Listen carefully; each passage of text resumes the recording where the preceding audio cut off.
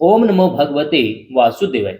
श्रीमद् भागवत महापुराण के नित्य प्रतिपठन में अभी तक हमने पंचम स्कंद के 23वें अध्याय में ध्रुव लोक और शिशुमार चक्र का वर्णन जाना। आज हम जानेंगे 24वां अध्याय राहु आदि की स्थिति, अतल आदि नीचे के लोकों का वर्णन।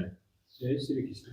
श्री सुखदेव जी कहते हैं, परीक्षित, कुछ लोगों का कथन है कि सूर्य से 10,000 योजन नीचे राहु नक्षत्रों के समान घूमता है। इसने भगवान की कृपा से देवत्व और गृहत्व प्राप्त किया है। स्वयं यह सिंही का पुत्र असुराधम होने के कारण किसी प्रकार इस पद के योग्य नहीं है। इसके जन्म और कर्मों का हम आगे वर्णन करेंगे। जय श्री कृष्ण। सूर्य का जो अत्यंत तपता हुआ मंडल है उसका विस्तार 10,000 योजन बतलाया गया है। इसी प्रकार चंद्रमंडल का विस्तार 12,000 योजन और राहु का 13,000 योजन। अमृतपान के समय राहु देवता के वेश में सूर्य और चंद्रमा के बीच में आकर बैठ गया था। उसमें सूर्य और चंद्रमा ने इसका भेद खोल दिया था। उस वैर को याद करके यह अमावस्या और पूर्णिमा के दिन उन पर आक्रमण करता है। जय श्री कृष्ण। यह देखकर भगवान ने सूर्य और चंद्रमा की रक्षा के लिए उन दोनों के पास अपने प्रिय आयुध सुदर्शन चक्र को नियुक्त कर दिया है।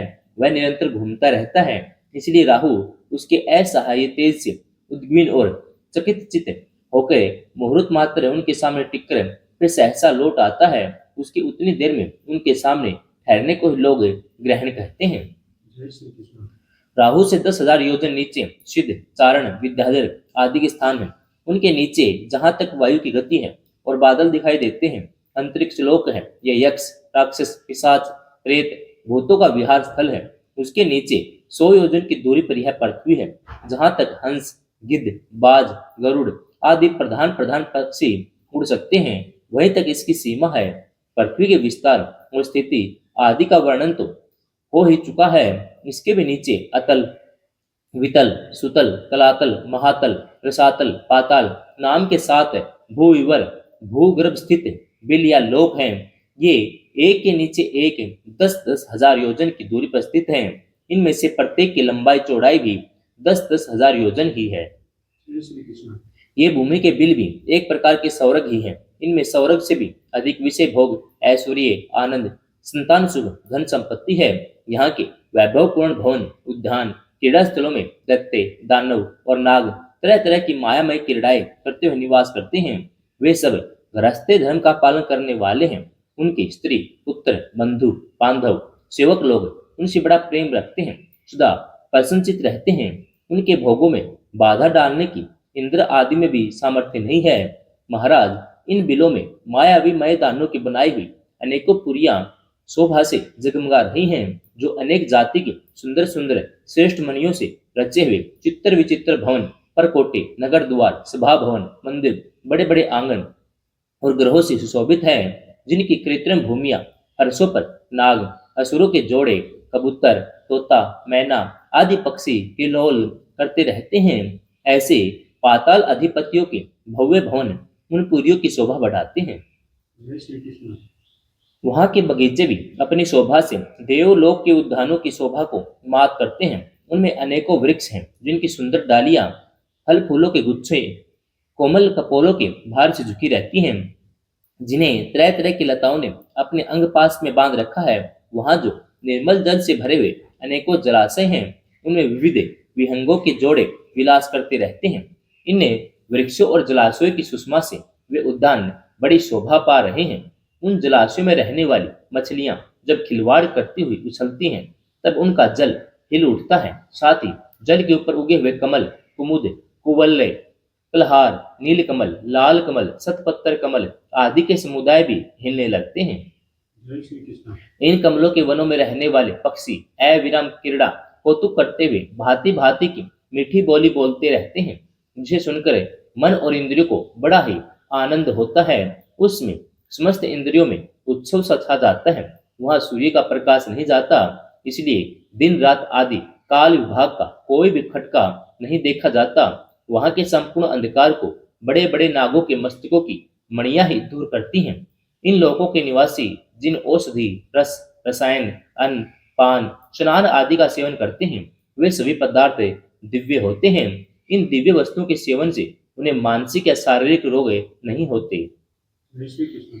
झुर्रियां पड़ जाना, बाल पक जाना, बुढ़ापा आ जाना, देह का कांतिहीन हो जाना, शरीर से दुर्गंध आना, पसीना चूना, थकावट अथवा स्थिरता आना, आयु के साथ शरीर की अवस्थाओं का बदलना, ये कोई विकार नहीं होते।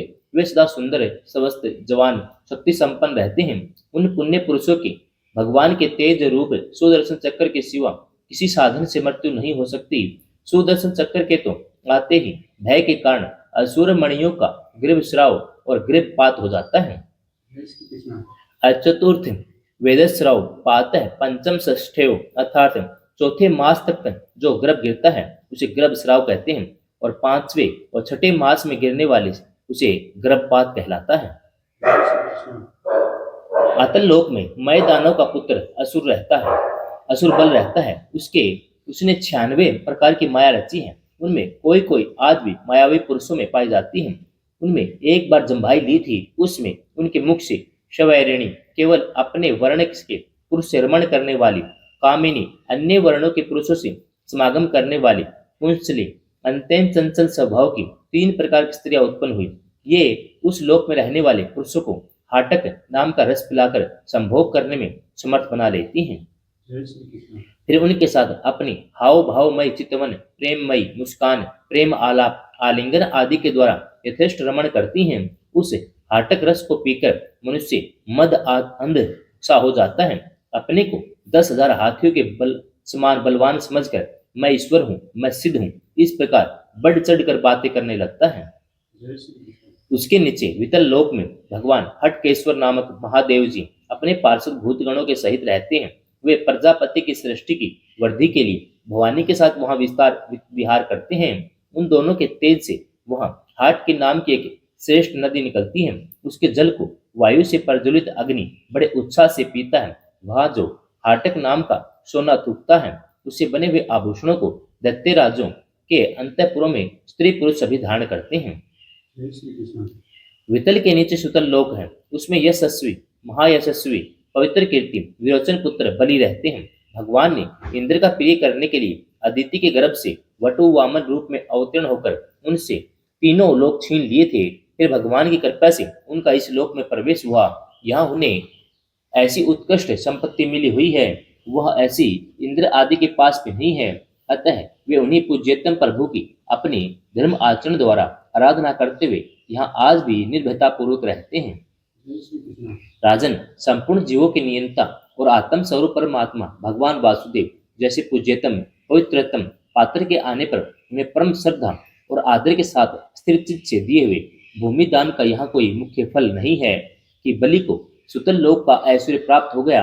यह ऐश्वर्य तो अनित्य है, किंतु वह भूमिदान तो साक्षात मोक्ष का द्वार है। भगवान का तो छींकने, गिरने, फिसलने के इसमें विवश होकर एक बार नाम लेने से भी मनुष्य सहसा कर्म बंधन को काट देता है, जबकि मुमुक्षु लोग इस कर्म बंधन को योग साधन आदि अन्य अनेकों उपायों का आश्रय लेने पर बड़े कष्ट से ही कहीं काट पाते हैं। जय श्री कृष्ण। एतव अपने संयमी भक्त ज्ञानियों को स्वरूप प्रदान करने वाले और समस्त प्राणियों की आत्मा श्री भगवान को आत्म भाव से किए हुए भूमि दान का यह फल नहीं हो सकता। भगवान ने यदि बलि को उसके सर्वस्व दान के बदले अपनी वीर समृद्धि कराने वाला वह मायामय भोग और ऐश्वर्य ही दिया, तो उन्होंने उस पर कोई अनुग्रह नहीं किया। जय श्री कृष्ण। जिसमें कोई और उपाय न देखकर भगवान ने याचना के छल से उनका त्रिलोकी का राज्य छीन लिया। उसके पास केवल उसका शरीर मात्र ही शेष रहने दिया। तब वरुण के पासों में बंधकर पर्वत की गुफा में डाल दिए जाने पर उसने कहा था, खेद है, यह ऐश्वर्यशाली इंद्र विद्वान होकर भी अपना सच्चा स्वार्थ सिद्ध करने में कुशल नहीं है। इसने सम्मति लेने के लिए अनन्य भाव से बृहस्पति जी को अपना मंत्री बनाया, फिर भी उनकी अवहेलना करके इसने श्री विष्णु भगवान से उनका दास्य न मांगकर उनके द्वारा मुझसे अपने लिए भोग ही मांगे। ये 3 लोग तो केवल एक मनवंतर तक ही रहते हैं, जो अनंत काल का एक अवयव मात्र है। भगवान के कैंकर्य के आगे भला इन तुच्छ भोगों का क्या मूल्य है। जय श्री कृष्ण। हमारे पितामह प्रहलाद जी ने भगवान के हाथों अपने पिता हिरण्यकशिपु के मारे जाने पर भगवान की सेवा का वर मांगा था। भगवान देना भी चाहते थे, तो भी उनसे दूर करने वाला समझकर उन्होंने अपने पिता का निष्कंटक राज्य लेना स्वीकार नहीं किया। वे बड़े महानुभाव थे। मुझ पर तो न भगवान की कृपा ही है और न मेरी वासना ही शांत हुई है। फिर मेरे जैसा कौन पुरुष है उनके पास पहुंचने का साहस कर सकता है। जय श्री कृष्ण। राजन, इस बलि का चरित्र हम आगे अष्टम सकंद में विस्तार से कहेंगे। अपने भक्तों के प्रति भगवान का हृदय दया से भरा रहता है। इसी से अखिल जगत के परम पूजनीय गुरु भगवान नारायण हाथ में गदा लिए सुतल लोक में राजा बलि के द्वार पर सदा उपस्थित रहते हैं। एक बार जब दिग्विजय करता हुआ घमंडी रावण वहां पहुंचा, तब उसे भगवान ने अपने पैर के अंगूठे की ठोकर से लाखों योजन दूर फेंक दिया था। जय श्री कृष्ण। सुतल लोक के नीचे तलातल है, वहां त्रिपुराधिपति दानव राजमय रहता है। पहले तीनों लोकों को शांति प्रदान करने के लिए भगवान शंकर ने उसके तीनों पुर भस्म कर दिए थे। फिर उन्हीं की कृपा से उसे यह स्थान मिला। वह मायावियों का परम गुरु है और महादेव जी के द्वारा सुरक्षित है, इसलिए उसे सुदर्शन चक्र से भी कोई भय नहीं है। जय श्री कृष्ण। वहां के निवासी उसका बहुत आदर करते हैं। उसके नीचे महातल में कद्रू से उत्पन्न हुए अनेकों सिरों वाले सर्पों का क्रोधवश नामक एक समुदाय रहता है। उसमें गुहक, तक्षक, कालिये, सुषेण आदि प्रधान है। उसके बड़े बड़े फण हैं। वे सदा भगवान के वाहन पक्षीराज गरुड़ जी से डरते रहते हैं, तो भी कभी कभी अपने स्त्री पुत्र मित्र कुटुंब के संग से परमत होकर विहार करने लगते हैं। उसके नीचे रसातल में पणि नाम के दत्ते और दानव रहते हैं। ये निवात कवच, काले और हिरण्य पूर्ववासी भी कहलाते हैं। जय श्री कृष्ण। इनका देवताओं से विरोध है। ये जन्म से ही बलवान और महान साहसी होते हैं, किंतु जिनका प्रभाव संपूर्ण लोकों में फैला हुआ है, उन श्री हरि के तेज से बल अभिमान चूर्ण हो जाने के कारण ये सर्पों के समान लोग छिप कर रहते हैं और इंद्र की दूती शर्मा के कहे हुए मंत्र वर्ण रूप वाक्य के कारण सर्वदा इंद्र से डरते रहते हैं। जय श्री कृष्ण। एक कथा आती है कि जब पणि नाम के दैत्यों ने पृथ्वी को रसातल में छिपा लिया, तब इंद्र ने उसे ढूंढने के लिए शर्मा नाम की एक दूती को भेजा था। शर्मा ने दैत्यों से संधि करनी चाहिए, परंतु शर्मा ने संधि न करके इंद्र की स्तुति करते हुए कहा था, हता इंद्रेण पने सयधम, हे पणिगण, तुम इंद्र के हाथ से मरकर पृथ्वी पर सो जाओ। इसी शाप के कारण उन्हें सदा इंद्र का डर लगा रहता है। जय श्री कृष्ण। रसातल के नीचे पाताल है। वहां शंख, कुलिक, महाशंख, श्वेत, धनंजय, धृतराष्ट्र, शंखचूड़, कंबल, ऐश्वर्य, देवदत्त आदि बड़े क्रोधी और बड़े बड़े फनों वाले नाग रहते हैं। इनमें वासुकी प्रधान है। उनमें किसी भी 5, किसी के 7, किसी के 10, किसी के 100, किसी के 1000 सिर हैं। उनके फनों की दमकती हुई मणियां अपने प्रकाश से पाताल लोक का सारा अंधकार नष्ट कर देती हैं। जय श्री कृष्ण। 24वां अध्याय समाप्तम। जय